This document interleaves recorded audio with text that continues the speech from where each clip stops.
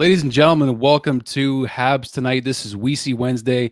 This is Andrew, aka Drew Dekes, joining you along with my pal Dale Weise. How you doing tonight, brother? I'm excellent, buddy. I'm happy to have you riding shotgun tonight. Get you a little more exposure on the Weise Wednesdays. I know people love your pregame, so I'm happy to have you on Wednesdays here, buddy. Oh, thanks, man. That intro, we got to talk about your intro a little bit because your first goal, which really endeared you to Montreal Canadiens fans, was set up by our guest tonight. So I don't know if we got a chance to touch on that. Hey, but absolutely. I'm just watching it there, remembering it. I get chills every time I watch it, man. It starts with him on the blue line. He rims it down to Danny B and Danny B to me. And that kind of, set my career from here in Montreal to this instantly. Yeah, no kidding, right? We'll talk about some of the stuff with 24CH, just that whole commitment that you guys had in a sense with the fans over that time that you guys were teammates together. So let's not waste a whole lot of time here, guys. We're going to introduce our guest tonight, one of your favorite Montreal Canadiens of all time, somebody that really endeared himself also to the fans, started his career in San Jose, got traded to the Canadiens, eventually made his way to Buffalo, but the time that we enjoyed him the most, of course, was with the Montreal Canadiens, and we're going to bring him to you now, none other than Josh Gorges. Josh, thanks so much for coming on the show, man. We appreciate it. Oh, absolutely. Dale asked, I wouldn't say no to him. Oh, wow. Look at the honor of that, buddy. I appreciate that. That makes me feel good. Jesus. A couple other guys you send messages to, you kind of get a response back, but I'm happy to have you here, man. I'm really excited. I know when we started the show and we put requests out, who do people want to see? Unanimously, you and Plecky were at the top of the list, and we got a chance to catch up with him a couple weeks ago and talk about some things. And I'm excited to talk to you first of all, obviously, because you had a tremendous career. And I was just going over some stuff today and going back and checking notes and stuff, man. Like what an unbelievable career you had. Yeah, it's funny when you get to the end of it and you get a chance to actually look back at everything that happened, how things transpired, what went on. It's pretty cool to reminisce, and I'm sure we'll have a lot of fun here talking about it tonight because I enjoy talking about different things and things that happened over the past and a lot of stuff that I'm sure a lot of people don't know about. So I'm excited for it. Hey, and that's where we're trying to go on this one. We like to tell some different stories, not the the standard stuff that everyone else hears. I like to go a little deeper and try to get the personal side into it a little bit. So I'm sure everyone knows a lot of your story, but I want to go back to the start. A hometown kid in Kelowna, starting with the Rockets.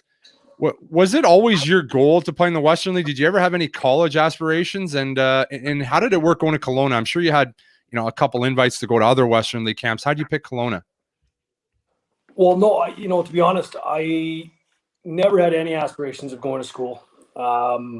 When I look back at where I was at that time, and the only thing, as far back as I can remember, I ever wanted to do was play hockey.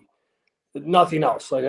Nothing else mattered to me. And then it got to a point where, you got to start making decisions. And my decision always I want to play at the highest level possible. And to me, that was the Western Hockey League. And fortunate enough, I had some people in town that I knew, dads of guys that I played with through Bantam that were close with people on the Kelowna Rockets. And they said, this kid isn't drafted. He's available. You're crazy not to list him. And so when I was 15, they listed me, and fortunate enough to be in Kelowna, my hometown, and what a great organization to be a part of. Just incredible, man. And you look at let's go through your progression. Obviously you come in as did you come in as a 17-year-old? No, I played as a 16-year-old. Okay. Wow. So, think of a guy that's undrafted, playing at 16 in the Western League. I know in my era, that was almost unheard of. To be an undrafted guy to play at 16 is just unheard of. Did you come in and have an unreal camp?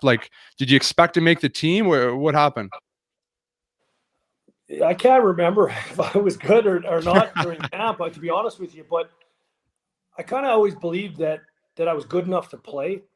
I think going into the draft for the Bantam draft, everyone expected me to go to college because I was undersized at the time.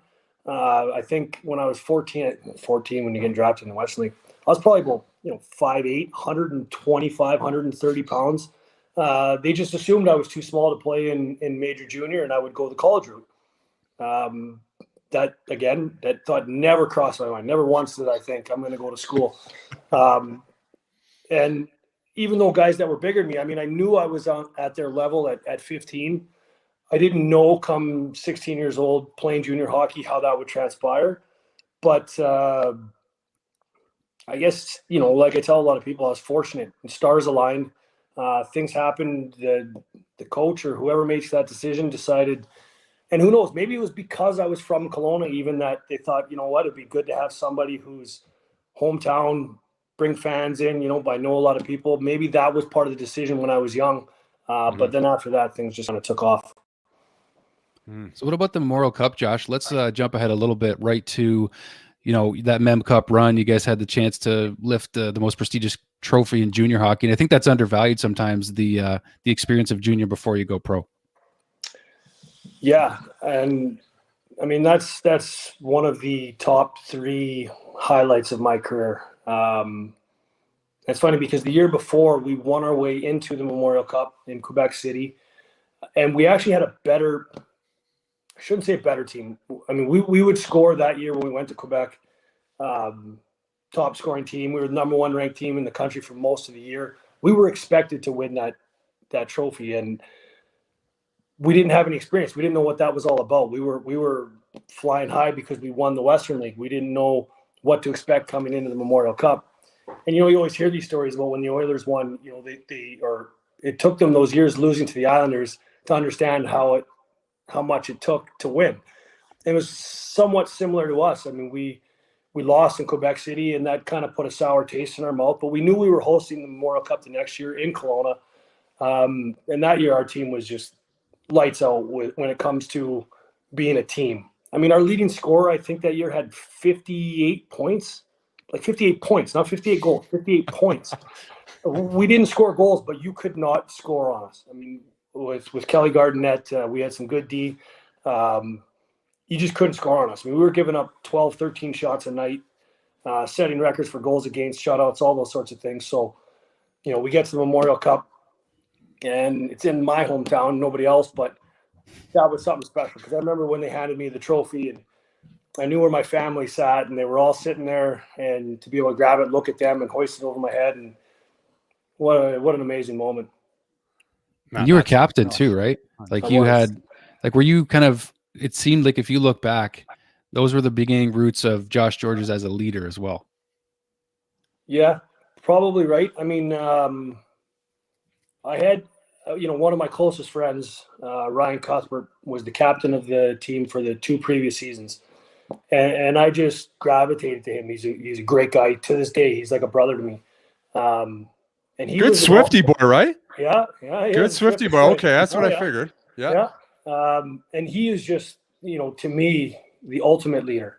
And I learned so much from watching him, his intensity, his raw intensity, his passion for the game, his passion for winning, that I just tried to absorb as much as I could, and try to emulate as much within myself, moving forward after that. And, the next year after he was gone, I was the captain, and, things kind of happened as they did. Oh, nice. Beautiful. Let's jump ahead. So you got a chance to play in the American Hockey League too in, what was it, like 2005? 2005, right? Yeah. How was that? The league was loaded at that time with stars, hey?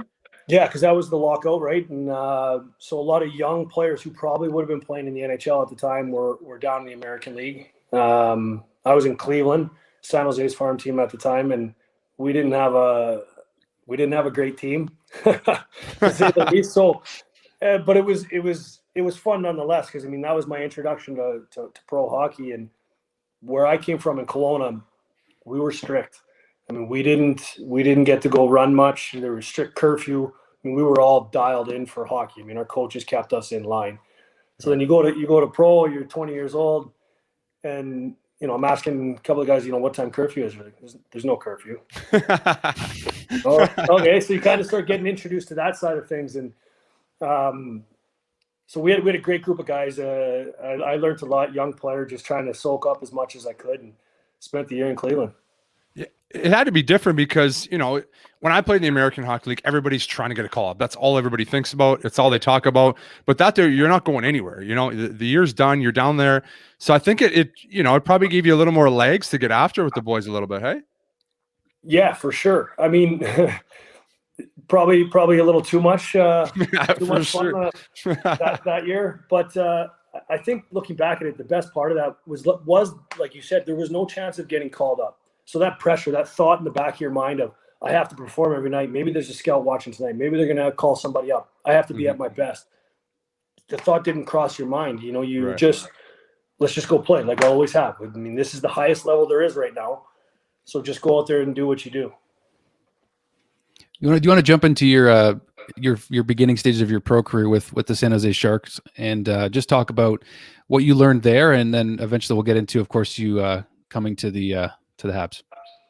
Yeah, well, it's kind of I don't know if you want to call it a funny story, but the next year I made the team out of training camp, got one game in, second game of the year in Chicago, which was probably one of my other top 3 highlights of my career because I grew up a Blackhawks fan.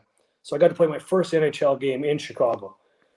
But at that time, there was 13,000 fans in the building. Like they weren't selling out. They weren't the team that they are today, or in the last 10 years anyways.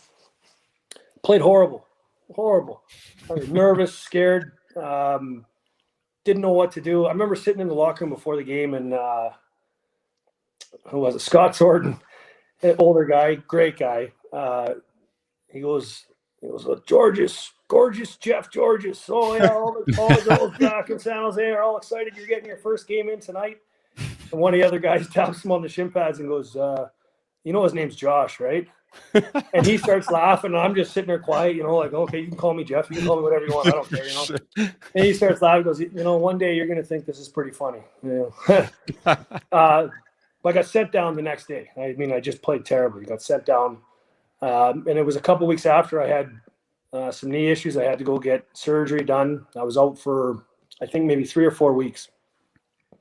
First game back playing, we're down in Houston, and we had just made the Joe Thornton trade. So we traded away Brad Stewart, which meant there was an open spot up in San Jose.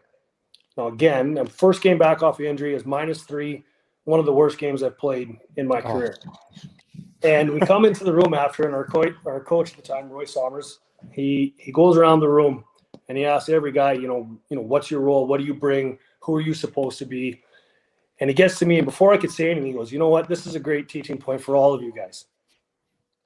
How'd you play tonight, Josh? And I was like, terrible. Just shit. Like, it was just a bad game, And he goes, yeah, well, just so you know, San Jose was here because they needed defensemen, and you were supposed to get called up. But you played that bad that they decided to call somebody else up.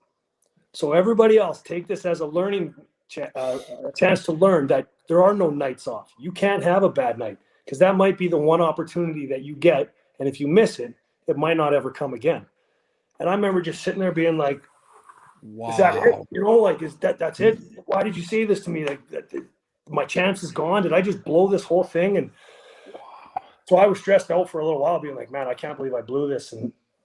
And fortunate enough, we had I think it was not long after that, we had a couple D-men go down in injuries, and another one got sick.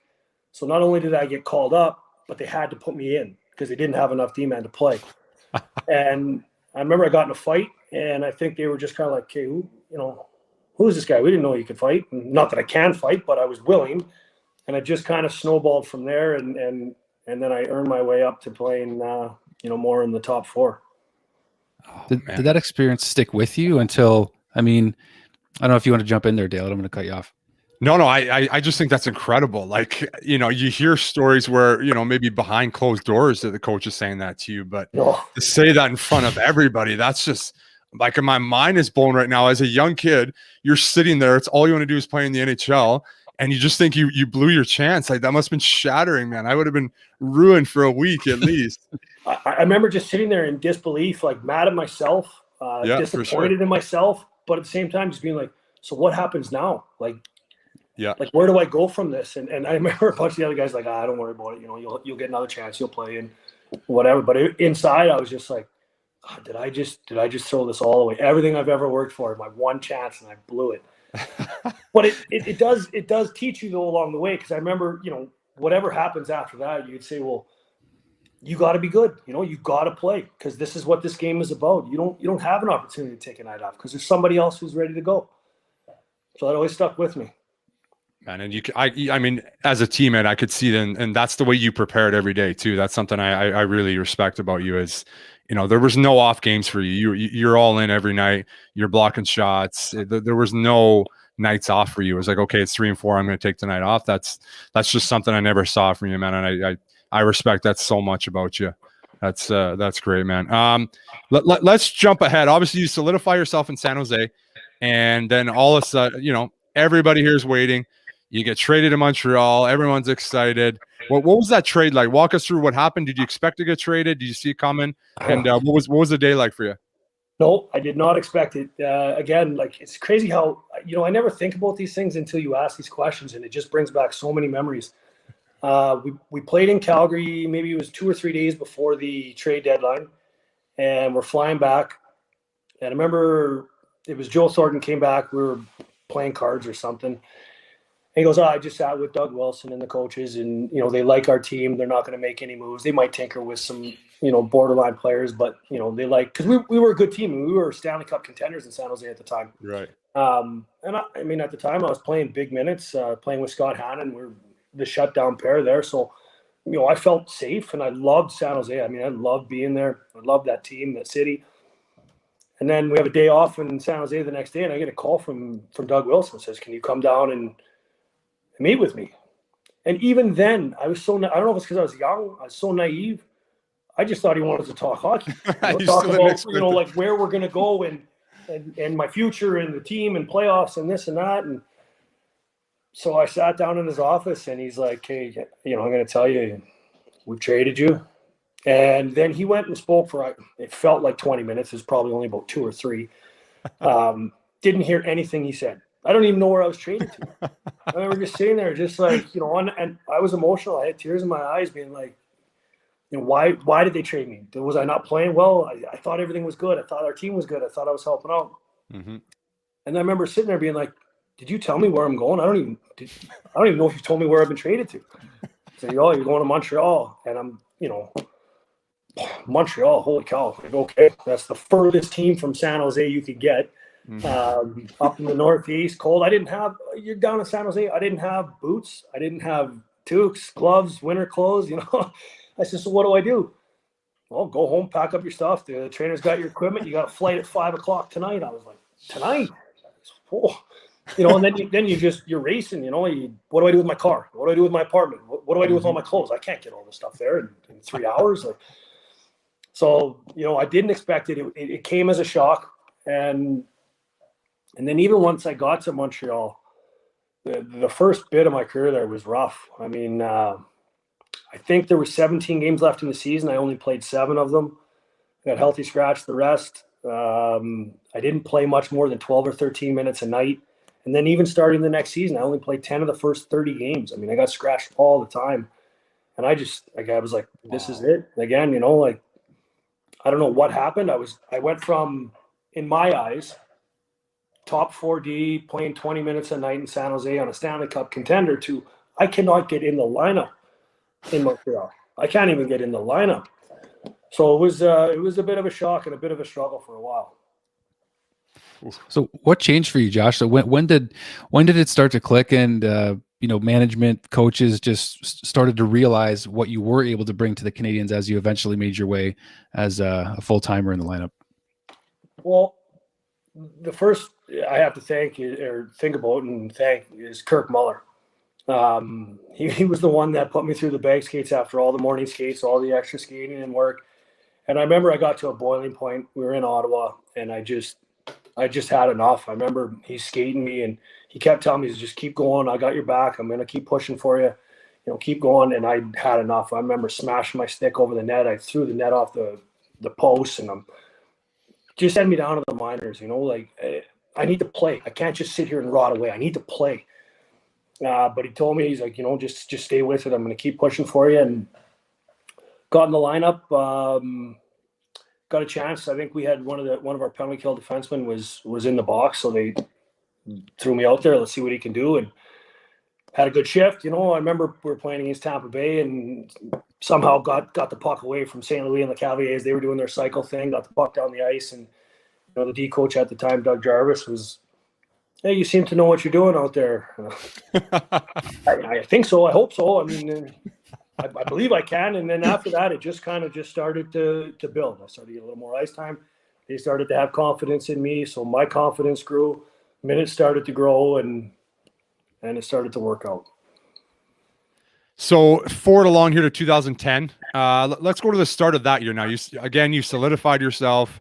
The start of that year, did you guys think you had a good enough team, to eventually make the run that you did? It's a good question. My memory's not what it used to be. I think we knew we were a good team. I think we knew that we could compete. We had Carey and net at the start anyways. When you have him playing behind you, you're as confident as anybody. Mm-hmm. He can carry a team as far as you need to go. So I think we believe we were good, but do you really know? I mean, you start every season with the goal and aspirations like everyone else to win the Stanley Cup, but to go like that, I don't know if we really truly believed that at the start of the year. We had a bunch of new guys too. They made a shift in our lineup, and we brought in 5 or 6 new players, veteran players at the start of that year. Right. Brian Gianta, Scott Gomez, Mike Cammalleri, Hal Gill, Travis Moen. I mean, we brought in like a bunch of guys that have won, had been around, and we didn't really know what that was going to be like. So it took us some time to get going, but I think with those guys coming in, that leadership really took us to the next level.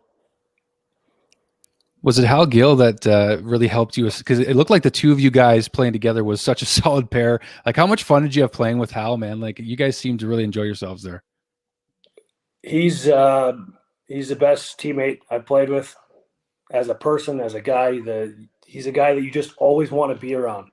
He's just always in a good mood. He's always laughing and having fun and joking around. But then when it came to the game time, I mean, I learned so much about the defensive side of the game from playing with him. You ask anybody when the lockout happened and the rules changed and the clutching and grabbing, a lot of those, 6'5", 6'6" defensemen who weren't the best skaters, they were told, you can't play in this game anymore. It's too fast. It's too fast. But yet Hal found a way to play, almost another 10 years after that, 12 years, whatever it was. Because he was just so smart in what he was doing. He still couldn't skate. You ask him today, he couldn't skate. I mean, he's as clunky as they come. But his ability to use his stick, body positioning, block shots, make just simple, smart plays, so he's never in trouble. I mean, I would ask this guy questions through the game, between periods, after games. I wanted to learn so much from him just about how things worked. And then we really did develop a pretty good pairing together and just understanding how both of us played and how we could feed off each other. I watched the clip today, the Mike Green shot. I could only watch it one time, and man, that was insane. Like the amount of guys that would have blocked the shot the way you did is probably about 0.5%. Like, you were so far from him, and you laid like fate, man. It was insane to watch. And then I'm pretty sure you came back the next day, no? Like, walk me through that. Like, you get hit. Like, obviously, things are scrambling around. Like, that you go off. What's the next 24 hours that you're back at practice the next day?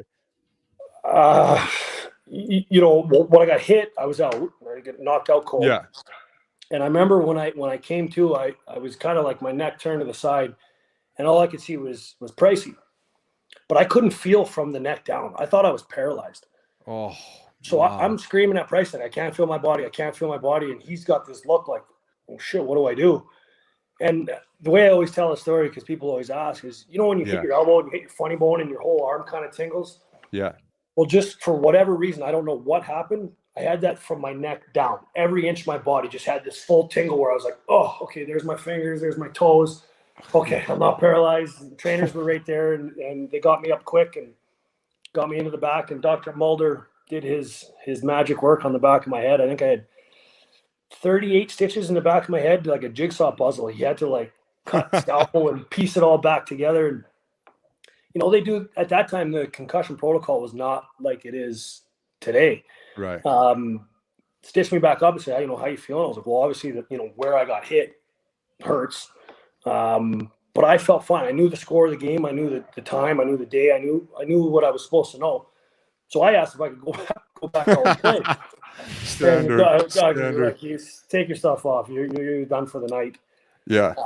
So I came back to the rink the next morning. It was the same thing. They asked how I was doing, do all the, whatever kind of tests you need to do. I remembered everything. There was no blank spots. I had a headache, but I had 38 stitches in the back of my head.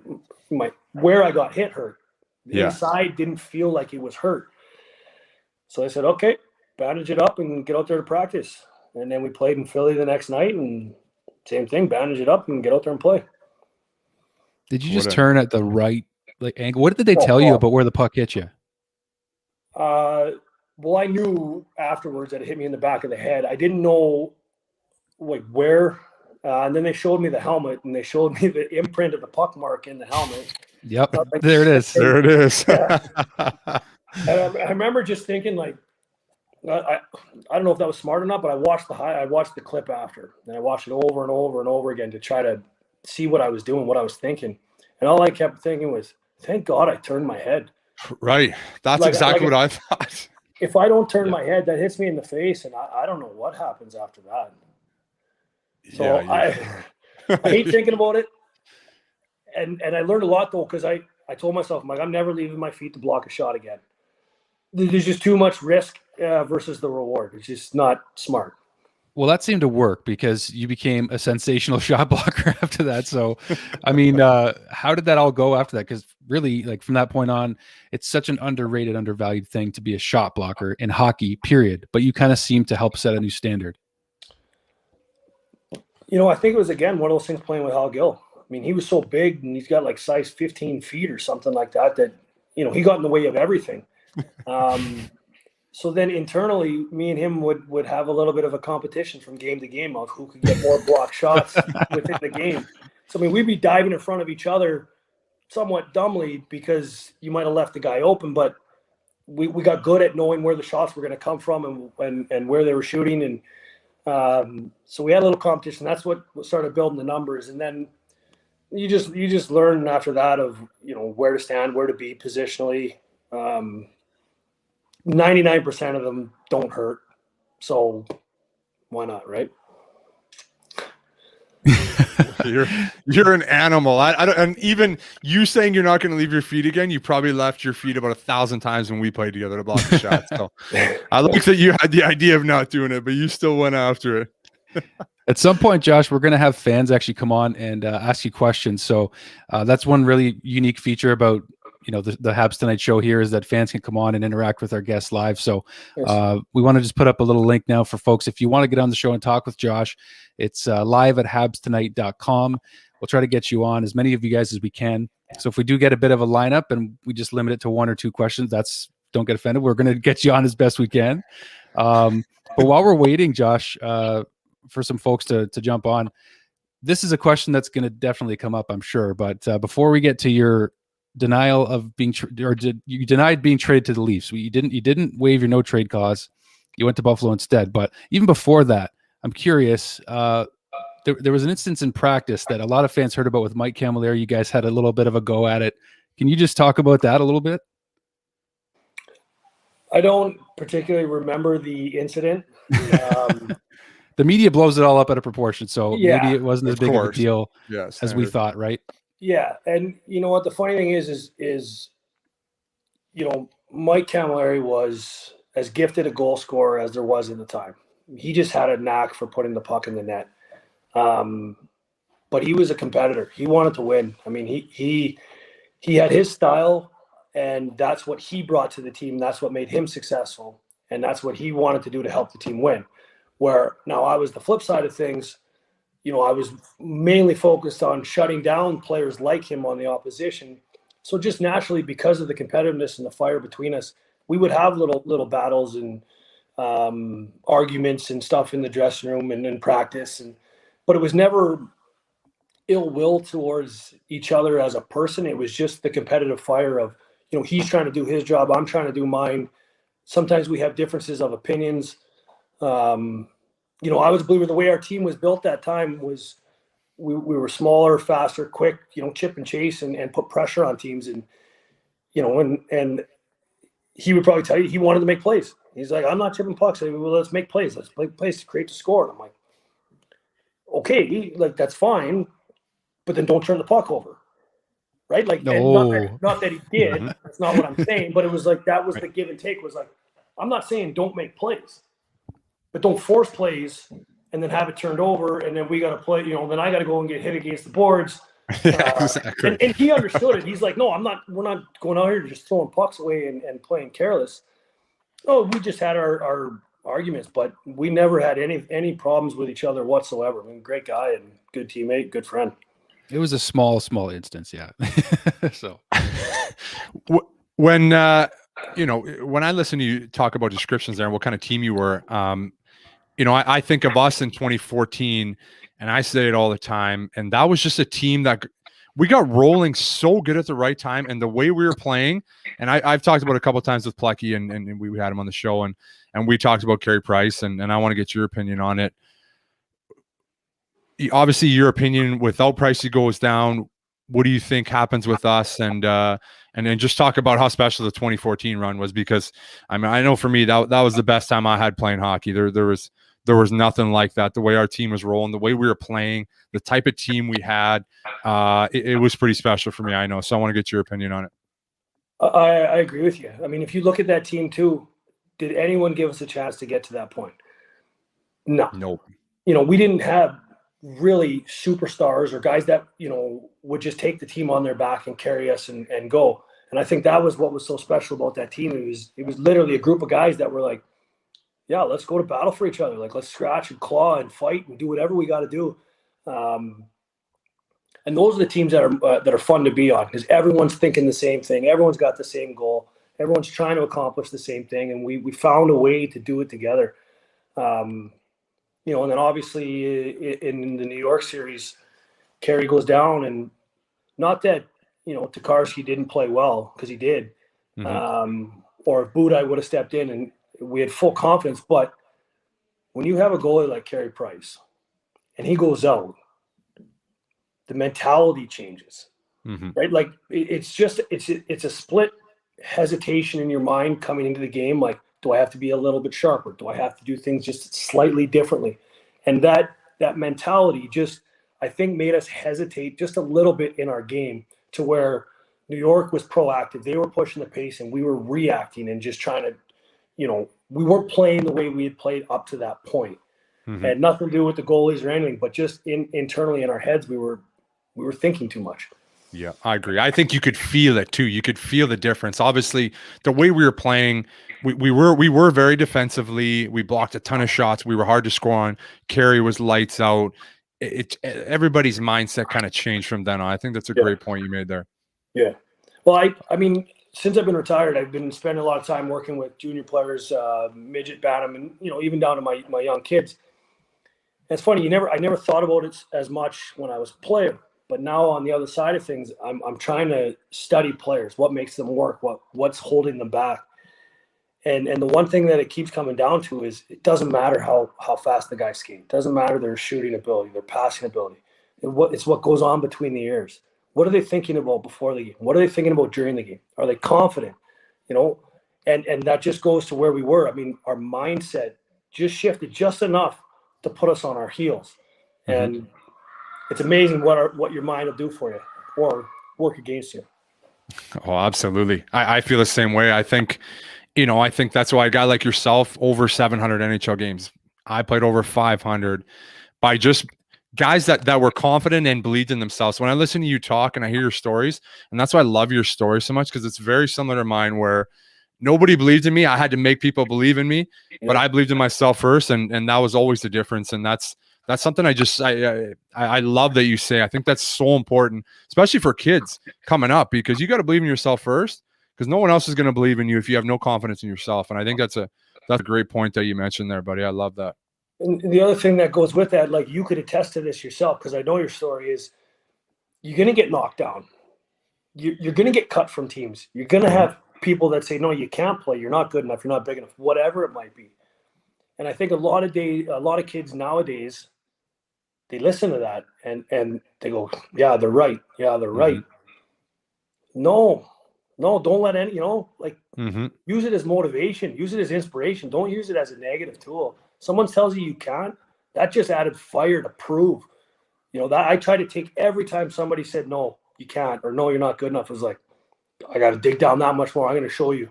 Because then I feel better about myself after the fact too, which I'm sure you could probably say the same thing. Absolutely. The sole purpose of my career was just to prove people wrong. Exactly. I mean, I love that feeling, and I felt the same way. Even, when you speak about, you solidified yourself in San Jose, then you go to Montreal and it's back. Like I had the same thing. Montreal, my career takes off. I sign a really good deal in Philly. I go there and I'm scratched right away. And it's like, you got to keep battling back and keep going. And if you want to be successful in anything in life, you got to be resilient. That's the biggest trait of successful human beings in sport, life, anything. I'm convinced. 100%. I mean, in any aspect, like you said, hockey, sports, life, anything come easy. Yeah. Exactly. And if it does, is it worth it? Mm-hmm. If everything was just smooth sailing all the time, I mean, I don't know. I think you're right. I think it's not. Life doesn't work that way. Mm-hmm. Maybe for some people, but that must be nice, man. Yeah, you don't appreciate anything. Everything's easy. No, you wouldn't appreciate it. The stress levels would be much easier. That's for sure. You get an extra level of satisfaction, it sounds like, when you really prove it to yourself and the people wrong that you were trying to prove wrong. Just so we want to get our guest on here. We got Mike actually that wants to jump on and chat with Josh and Dale. So Mike, you're on with Josh Gorges and Dale Weise. How's it going, man? Hey guys, how's it going? Hey Mike. How you doing, Mike? Well, the Habs are losing. Sorry, I won't swear. So a little. Never heard that before.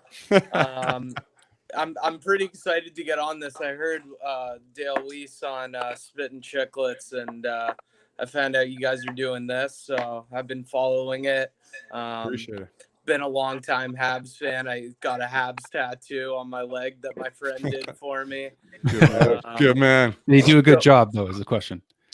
Oh, she did a fantastic job.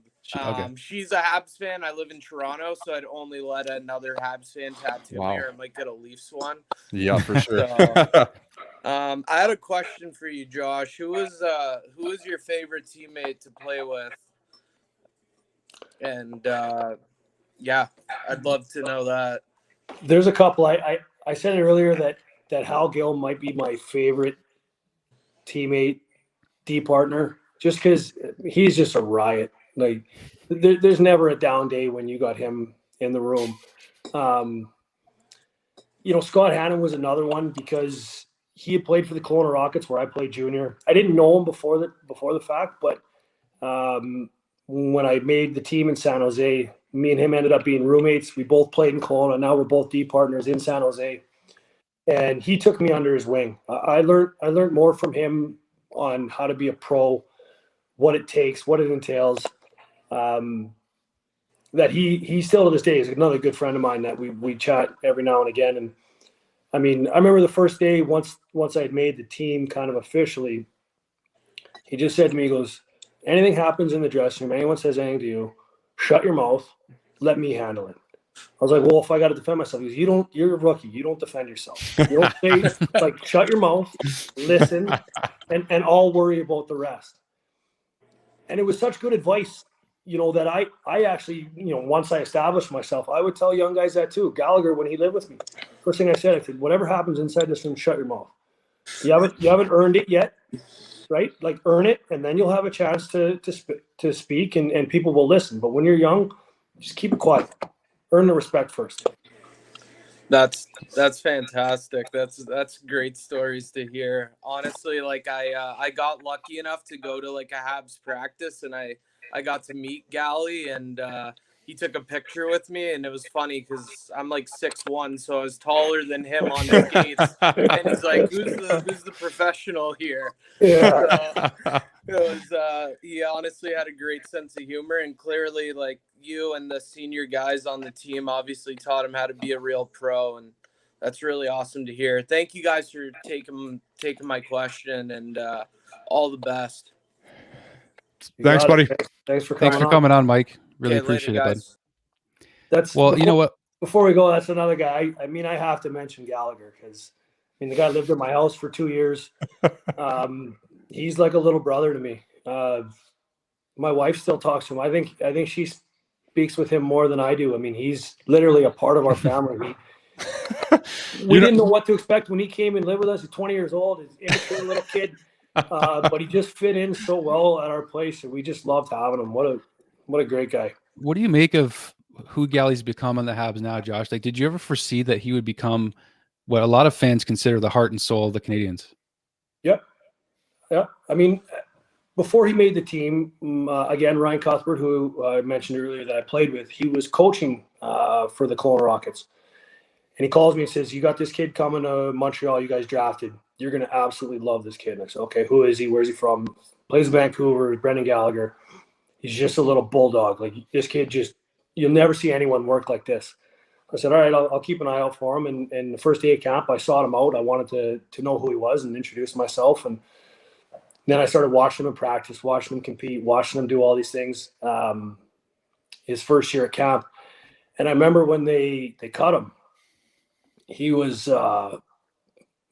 devastated, like crushed. He was only 18 years old. I mean, I didn't think I was going to stay at 18. I knew I was going back to junior. But I think in his mind, he was willing to do whatever it took to make that team. So when he got that message that he was going back to junior, that shook him hard. And I was like, okay, this kid's got something. I'm going to stay on this kid. I'm going to stay talking to him. And then when he finally made the team and lived with us, I mean, I could see it right then and there, just in who he is as a person, where he came from with his parents, getting to know them. I knew this kid was going to be a stud. You did such a good job with him too, and it was funny, George. If you could have went in the dressing room to see it after, he was just, when I came to the team in 2014, he was just this young kid, like living in your basement, just smiling, laughing, not saying anything serious in the room, keeping his mouth shut, doing exactly as you told him. And then when I came back in 2018, it was really cool to see the transition because he had the attention of the room. He was one of the big leaders on that team. And it was just really cool to see the transition. I've never had a chance to play with a young guy that long. And man, I think he rubbed off on him pretty good because he still has his galley moments, but everybody respected him in the room. And, I can't wait till he wears a C for them really, really soon. I think he's the next guy in line for sure. Yeah. And I mean, I hope he gets it. I think it's well-deserved. I wish I could have been around there more to see that progression in him. Mm-hmm. I mean, I talk to him quite often, even now that he's not playing. We text throughout the games to talk about what's going on with the team. And he's, like I said, he's as good a guy as ever. And I wish I could have been around longer to see that progression firsthand. Not have to hear. I'd love to see what he's like inside the dressing room now. Yeah, you would just get such a kick out of it because you go from what you've seen before, where he was just this funny, laughing kid, and then he has a presence to him now. He walks around. He's a little more confident in himself. He's a little more assured, and it's just great, man. He's such a good guy, and like you said, nobody works harder, nobody deserves it more, and nobody wants to win more in Montreal. Yeah. So there's not a better candidate than Brendan Gallagher for preceding also a guy, Shea Weber, that you obviously and I'm the biggest candidacy for. So great guys, man. Yeah, no, and they're good, good Western guys, right? That's it, man. They don't make them. Gally's got the same sort of story. Yeah, he was drafted and all this stuff. I mean, look at his size, and where does he live? He lives in the danger zone, and he wants to live there. Mm-hmm. It's not like he's like, well, I'm not sure. Like, I got to do this. No, that's where he thrives. He loves it. It's awesome. It's awesome. The heart and soul, Awesome. Oh, absolutely, buddy. They don't make them like that anymore. That's for sure. Yeah. Well, Josh, the time is obviously ticking here on us a little bit. I'm not sure how much longer we have you for exactly, but we do have somebody else that would like to jump in and chat with you. Right. We've got Mark, so we're going to bring Mark onto the show. How's it going, Mark? It's good, guys. How are you today? Good, Mark. Good. I'm actually You're sitting not in my driving, car are you? right now. I hope you're not driving though. No, I'm parked at a Tim Hortons so I can stream the hockey game because my internet's a little choppy. You got a question for Josh or Dale? Yeah, my question, maybe both of you can answer this, is, and we hear this question asked a lot on podcasts these days to athletes, is what was your sort of welcome to the league moment? Was there a particular player in the league that really took it to you and you go, wow, I may be a little bit in over my head right now, but this is what the league's going to be about, and I need to really take that step forward to be a part of it if I want to belong? Go ahead, Georgie. I got this one first. All right. Yeah, how about it? There's a lot of different instances, I think, but one that comes to mind is we were playing in St. Louis my first year, and I go into the corner, and Bill Guerin's got the puck in his feet, holding it against the boards, and I'm digging for it. I'm trying to get the puck. I'm sticking my stick in there and not moving him. Big, strong guy. So I give him a little shot in the back. Think maybe I can move him that way. Next thing I got an elbow right to the nose. First thing I do, I look, ref standing 3 feet from us. He's, where else are you going to look? That's where the puck is. We're the only two guys there. I look at him, and he's like, what? Puck goes to the point. Me and him go to the net front, and, I'm trying to box out, do my whole thing, and he's not even looking at the puck. He turns around and slashes me on top of the laces, cross-checks me in the chest, sends me down. I get back up. He punches me in the face. And I look over at the ref, and he's like, what are you looking at, rookie? It's a net front battle. And I was like, you're allowed to do this stuff? And so that was when I was like, okay, these guys aren't junior players anymore. These are men. These are big boys. They know how to play. They know what to do. I better step on up here a little bit. Oh, that's unreal. You know what, Mark, for me, I got drafted as a 19-year-old, and then I didn't go to my first NHL camp till I was 20. And I remember going into camp, and Scott Gomez was there, Chris Jury, Marcus Naslin, guys I grew up watching, idolizing. It wasn't, I didn't get smashed by anybody, but for me, just being in there, I grew up the biggest hockey fan. I was the biggest nerd. I watched hockey. I knew everybody's stats, and being by these guys in the dressing room, I literally was in awe of them, just looking at them. And I think that's probably why it took me about 3 years till I finally got a chance to play in the NHL, because you kind of got to get over that moment where you're not in awe of guys. You can play here and you can be here. But for me, just being on the ice with those guys, I was watching them in practice. A couple of times I didn't even go because I was I didn't want to step out of turn and everything. And it was those guys for me were just, I was in awe of them. I was like, okay, I'm here now. I need to find a way to play here. Thank you. And do I have time to ask another question? Yeah, go ahead, Mark. Fire away, buddy. It's kind of the flip side of this conversation is, what was that moment where you decided okay, maybe I'm not suited any longer for this league? Was there a certain player that you saw perform that was okay, wow, I really need to hang him up now, or any moment like that? Yeah. I'm still waiting for that moment, Mark.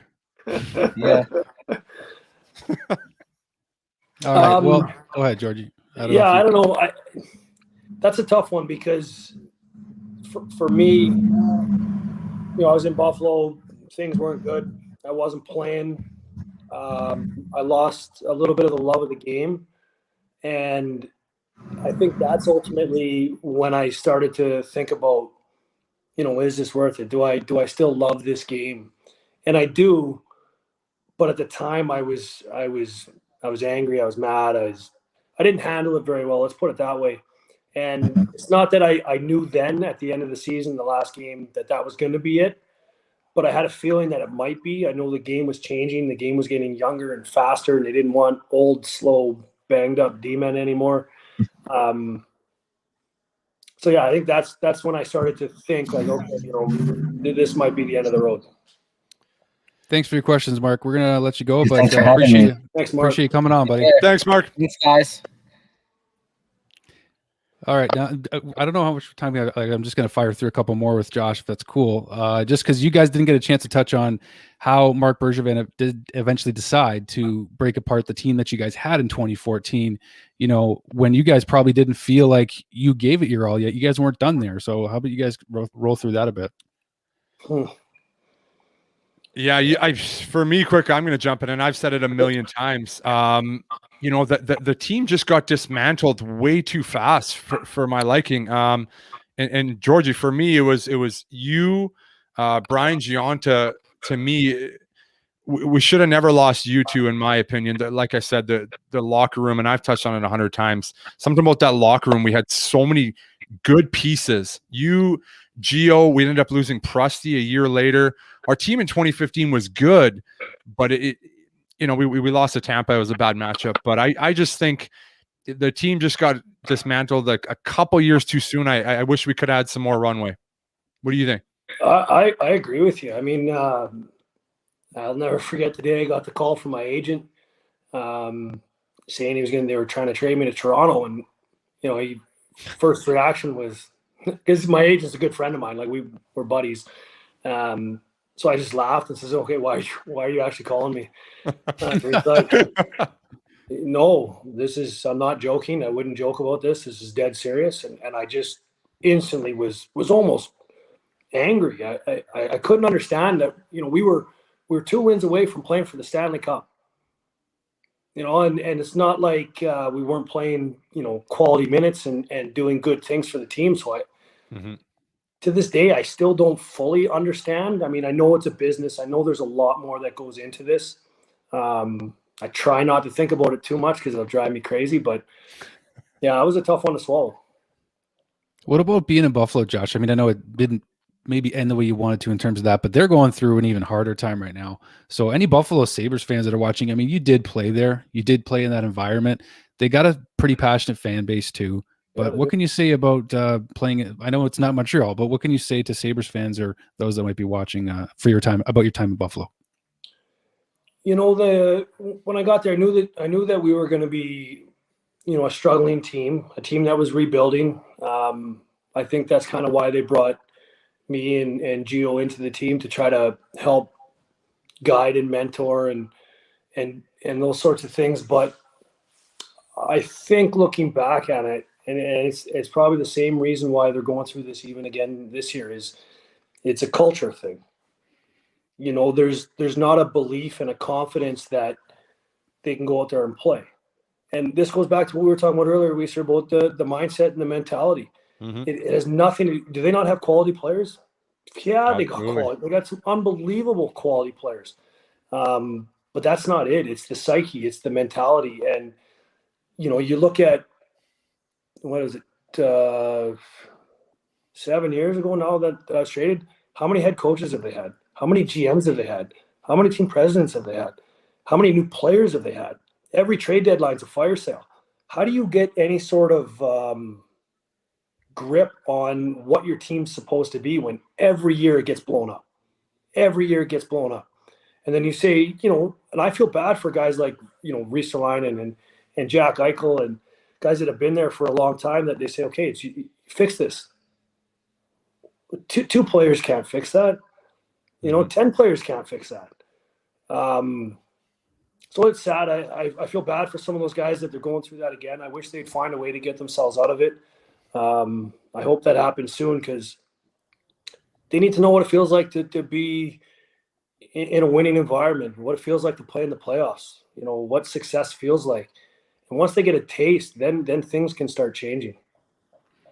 In terms of, I mean, we don't want to end on a sad note, because I know the Sabres are holy cow, like, you know, Buffalo's going through it, right? But I want to go back to now. I want to see if James has the clip ready here. This is a very, very short clip of 24 CH, because you guys obviously had cameras on you for like seasons at a time. And one of my favorite things about one of my one of the memories that stand out the most is when Gio's just in there. Or George is actually, Josh is in there firing up the team before you guys go out on the ice. So I don't know if we can get a picture or a clip of that up. But if not, that's okay. I'm just going to see. Yeah, it's not available right now. We're going to watch our copyright on this channel. But Josh, just tell us why that became such a thing for you, man, to fire up the team before you guys went out onto the ice. To be honest, I don't even know where that came from. I know in junior we used to, warm up almost a different way. We would all do it as a group. All 20 guys would do the same warm up together, and then everyone would stand in front of their stalls in the dressing room in a circle, and one guy at a time would have to come out and do, we call it the funky step. You had to dance in front of the group while everyone was chirping and having fun with it, and then it just kind of gravitated from that, where before games you just be yapping at players. Like, I just didn't want to sit quiet. I'm not a loud guy normally. I'm pretty low key. Maybe I'm not. I don't know. But once you got to the rink and you started getting your gear on, that switch flips and it's game mode. And again, the psyche just turns and it's okay. What do we got to do? Let's get ready. Let's get some fire. Let's get some juice. Let's get some guys going. And sometimes you forget that the 24CH was there. I mean, they have cameras put in little areas that. You don't go to the game, right? You don't go to the game going, well, there's cameras here, I better watch what I say. You come to the rink, you're focused on who you're playing, what your matchup, what your responsibilities are, that you forget that there's cameras in there, and you just do what you normally do. Well, I only have one more for you, then I'll let Dale kind of finish off. Oh, there it is.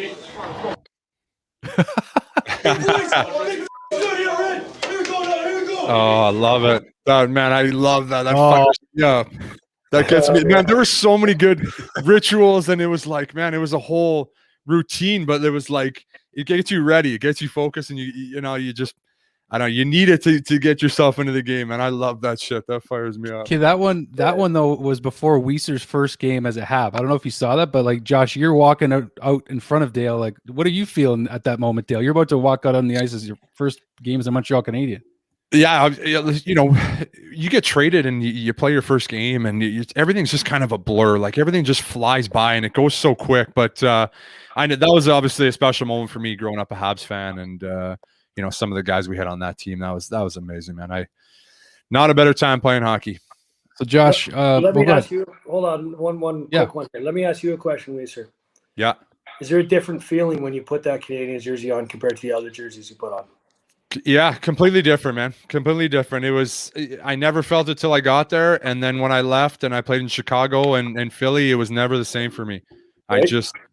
I can't explain it. I couldn't explain it when I went to Chicago. I went to Philly and I still couldn't explain it. It's just, I was like dead inside, man. It was just something different. And that's, people always ask, I said, I don't know. I remember the first game I played was in Buffalo for Montreal, and you throw that jersey on and it was like, hey, this is bigger than just any other team. I mean, you're playing for the most storied franchise in hockey history. That feeling of being a part of that team.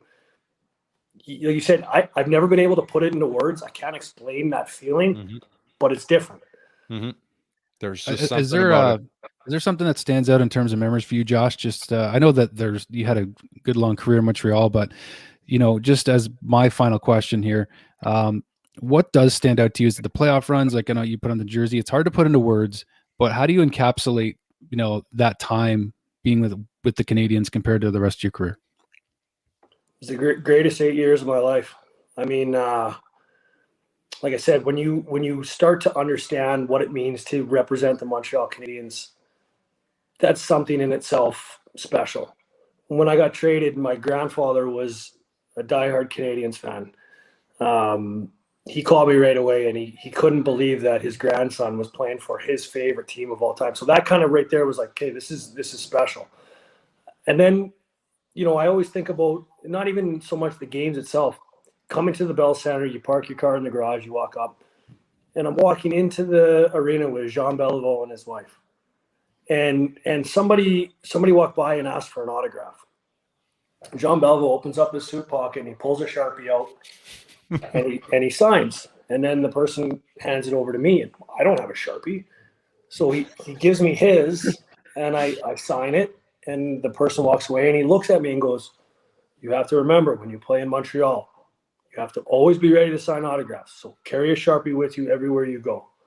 I'm thinking this guy is like the biggest legend and idol in Montreal history, and he carries a Sharpie around everywhere he goes so that he can always sign for people. I was like, this is incredible.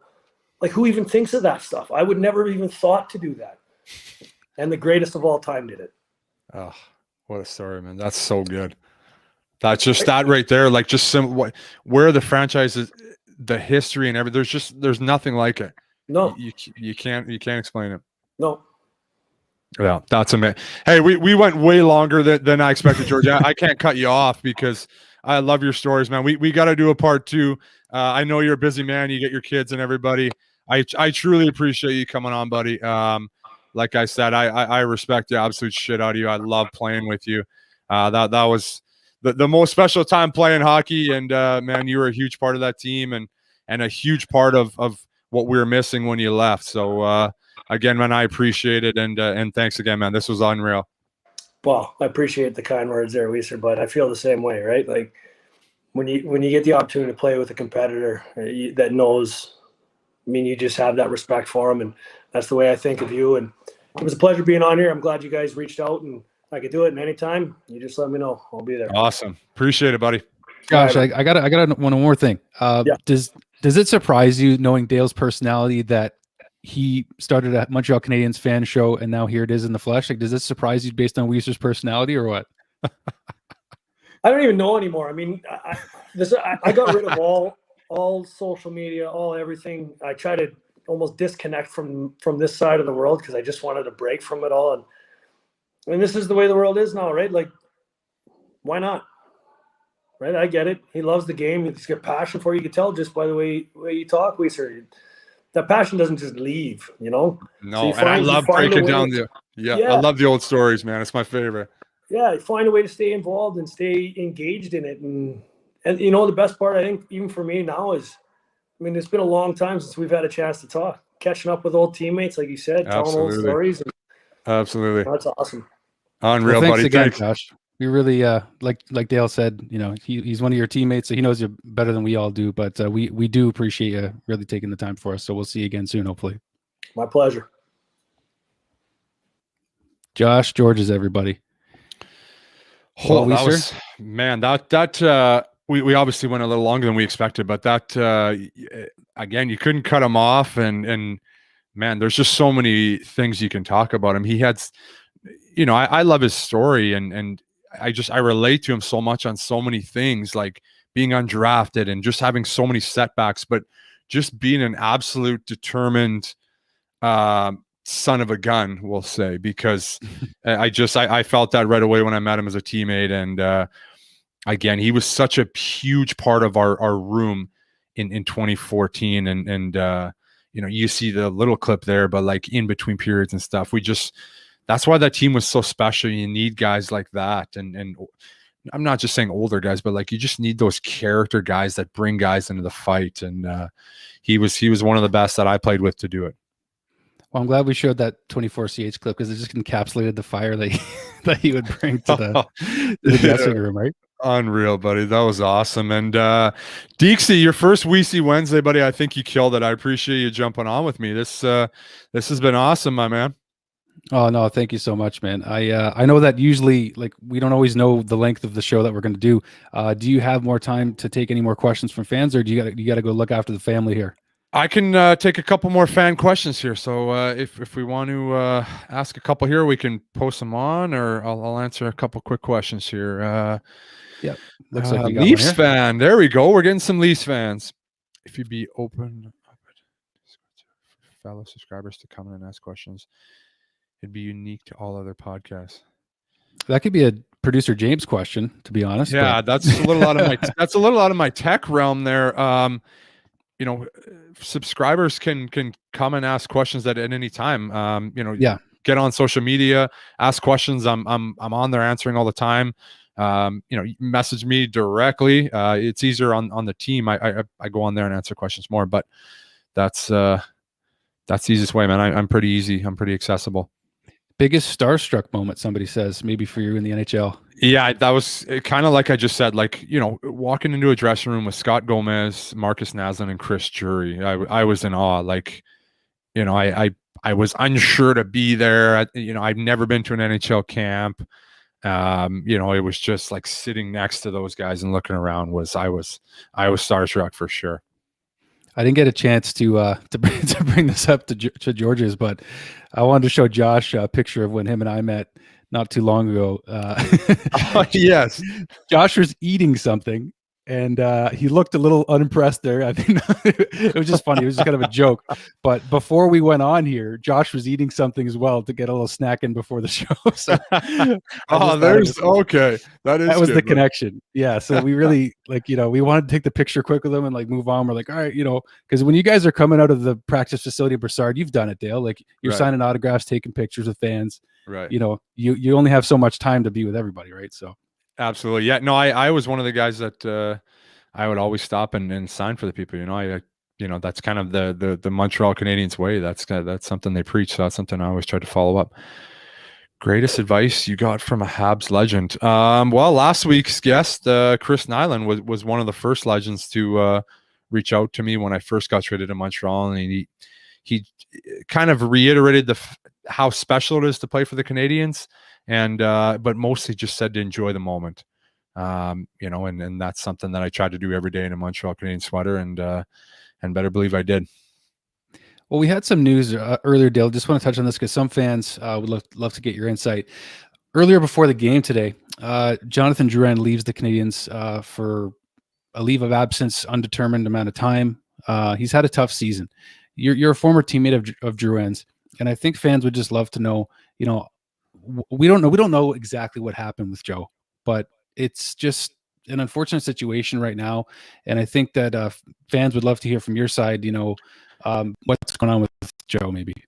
Yeah, obviously on the personal side, I think that's something that people always forget. It's something I've said plenty of times on the show, and I'll continue to say that, guys practice 1 hour a day and you're at the rink 3 hours a day for a game. And then there's life outside of that. There's families. Look, we're living in a global pandemic right now. You don't know what's going on with this family. So, it's extremely hard if you're going through some difficult stuff away from the rink to put your best performance on the ice. So you really don't know what's going on in his life. If he had to take a leave of absence, it's obviously something serious. And I think you got to wish that the person well first and worry about the player second, because, as a human being, that's the most important thing here. So I hope whatever Joe is going through, that, it's not serious. I hope it's something that can be fixed quickly, and we'll get him back in the lineup, because he's going to be a huge player when they get in the playoffs here. He's a guy that has shown in his career he plays his best hockey in the playoffs, and I wouldn't see this year being any different for him. So I wish him the best. Before we get to this question from Big Pizza Pie down here, just is what happened with Joe. I mean, you saw him get a little testy with the media last week when he was asked a question about his goals, and stuff like that. Like, how much of this could factor in? Like, you know how much the media can play a role in Montreal, and if this is having an effect on Joe, like you gotta feel like garbage if you're media right now, thinking about how you've talked about Jonathan Drouin in the past here. Yeah, I mean, to be honest with you, DC, I don't think he's taken a leave of absence from the team because he can't handle what's going on, on the hockey side. It's got to be a personal thing. There's just no way that I know the type of person he is. There's no way that he would let that break him down. He knew what he was getting into when he signed the extension with Montreal and staying for that. There's no surprise. You know what you're getting into as a French guy. So I don't think I honestly think it's a personal thing, obviously a family issue that's going on. So, but on the other side, asking a guy that hasn't scored in a while why he's not scoring and asking about that is just a bonehead move that's looking for a bonehead answer. And, that's very, very typical media way to go about things. You try to embarrass a guy so you can write a fancy article about how he's struggling. You look like the man. I don't like it. Yeah, I mean, I just want to get your thoughts, because with that announcement coming, I was thinking, like, what do these guys think right now? Exactly. They got to think twice about it for sure. You're thinking, holy shit, if that is it, my goodness, and I feel bad. I just wouldn't want to be one of those people that has been so critical of him. And you know what? We don't know what's going on with Joe, so we're not going to speculate beyond that. But question from Big Pizza Pie. Hey, Dale, who had the weirdest pregame rituals? Thanks for everything you did as a Hab. I said this before. It's a Jordan Wheel by a country mile. He just had a lot of them, and I saw him in Philly, and then I saw him again in Montreal.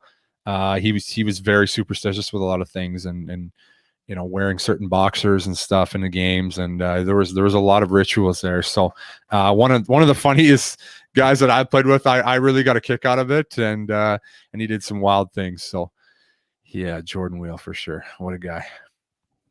Well, we've had a great time tonight, so want to thank you. I don't know if you have anything else you want to touch on before we kind of wrap things up here, but no, it's been a good one tonight.